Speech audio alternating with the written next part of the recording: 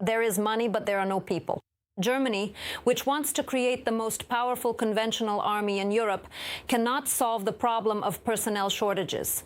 At least that's what is stated in the annual report on the state of the Bundeswehr. Why are Germans in no hurry to join the military, and will the government introduce mandatory conscription? Tetiana Lohunova will explain. The report on the state of the army in Germany is presented every year. But it was only after Russia's full-scale invasion of Ukraine that people began to actively discuss and analyze this report. Germans started doing this only after Russia's full-scale invasion of Ukraine. After all, the country's leaders, first Chancellor Scholz and now Chancellor Merz, do not rule out the possibility. Putin could go further and attack one of the NATO countries. This poses a serious challenge for the Bundeswehr. Germany must be ready to fulfill its obligations within NATO. At the same time, the army must guarantee security within the country. This is important for implementing the operational plan that will come into effect in the event of an attack on one of the alliance members. We need more soldiers, more equipment. Russia's actions are a direct threat to peace and freedom. There are no problems with weapons procurement. Last year, the parliament allowed the government to borrow and spend on the modernization of the military as much money as is needed. There is a shortage of personnel. Currently, 184,000 men and women serve in the Bundeswehr. In 4 years, to ensure defense capability, there should be 260,000. We need 80,000 more soldiers. This is a huge challenge. To replenish the ranks of the Bundeswehr, the government has even reinstated conscription, which was abolished during Angela Merkel's time. For now, it is on a voluntary and selective basis.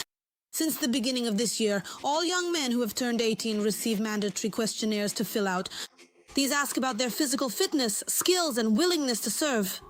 Among those who express a desire to join the army, the best are selected and called up for service. If there are not enough volunteers, the obligation may be made mandatory.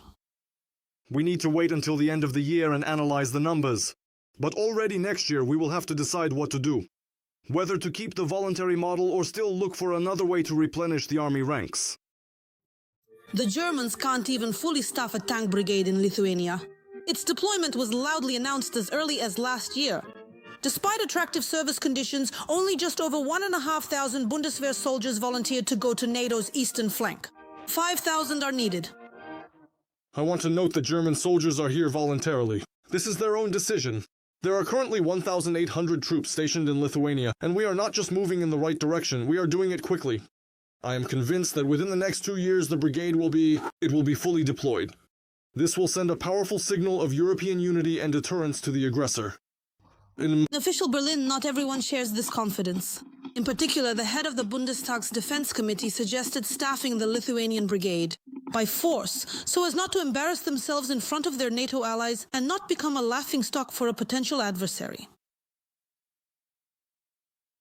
Norway has expressed its readiness to begin negotiations with France regarding the role of its nuclear weapons in ensuring the security of the European continent. According to Foreign Minister Espen Barth Eide, Oslo is ready to discuss this issue within the framework of a partnership agreement with Paris. At the same time, he emphasized that the country's nuclear policy remains unchanged. Norway will not deploy nuclear weapons on its territory during peacetime. According to Politico, Oslo's willingness to negotiate indicates a shift in the security strategies of European countries, which are increasingly relying less on the United States after the election of Donald Trump. Let me remind you about nuclear weapons. Recently, the Polish leadership has also been talking about this. They say it's necessary to be prepared for security challenges. But is it even possible to deploy nuclear weapons, for example, in Poland? Overall, if we talk about Europe's nuclear capability, what does it look like?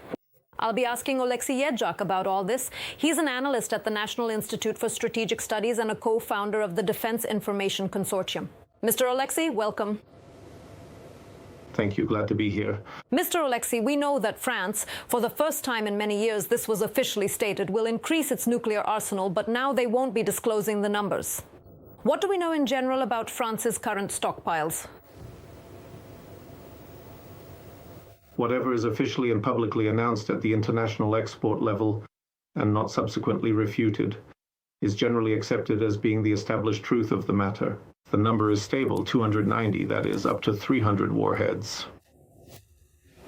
Possibly half of them are deployed, meaning they are on constant alert. Although everything could be used up rather quickly. The main part is weapons on submarine, a fleet of 4 sophisticated submarines, much like those operated by the United States Navy. Submarines equipped with long-range nuclear ballistic missiles, providing them with true global reach across the oceans. And on them, there are several multiple individual warheads each. This is the main part, let's say a little over 200. And there are another 50 such powerful military munitions. They are on naval and land-based aviation. Rafale aircraft, there. Strike missiles with a range of several hundred kilometers and a very powerful warhead, essentially strategic. To put it more specifically, France now possesses strategic nuclear weapons in 2 distinct and separate deployment variants. And accordingly, these are governed by correspondingly similar strategic doctrines regarding their operational use. They serve as a primary weapon of deterrence, meaning a specialized weapon that is designed to inflict catastrophic and entirely unacceptable levels of damage on any potential enemy, and it effectively discourages, strongly deters, and compels them to realize they should not even start a full-scale war against France. Mr. Alexei, was this decision by France to increase its arsenals expected, in your opinion? Yes, it was fully anticipated, because this specific trend in the broader European nuclear discussion actually began back during Trump's first term in his administration, when it became increasingly clear to everyone involved that the future was becoming quite uncertain. Whether the so-called nuclear sharing by the United States would continue to function. Currently, the main European mechanism for reducing overall risks and threats, and for avoiding a large-scale war that would require mass mobilization, is the presence of nuclear weapons in Europe, which is needed to address the issue of personnel numbers in the armed forces. And the US played this primary role with 100 warheads, but they are very flexible. They are based in many countries, and they really operate under a sharing regime. This is what is referred to as car sharing. In the same way, the United States, together with its allies, created nuclear sharing, where non-nuclear members not only host, but can even participate in the use of nuclear weapons. And they can take part in the planning and support of such operations involving the use of nuclear weapons. Of course, the safety catch remains with the United States. Only the United States can release this safety catch. But in the case of joint agreement within NATO, in fact, all NATO countries can participate in the use of American nuclear weapons, except for France, which has its own separate capability. And when it became clear that the United States was hesitating, these processes of discussion were initiated. At first, they were export-related, and in 2020, the President of France proposed that Europe begin an institutionalized discussion about nuclear weapons. And now, it is already taking a much clearer form within these emerging and revolutionary new doctrines. Therefore, the changes toward an increase were predictable, although no one could say exactly when this would happen.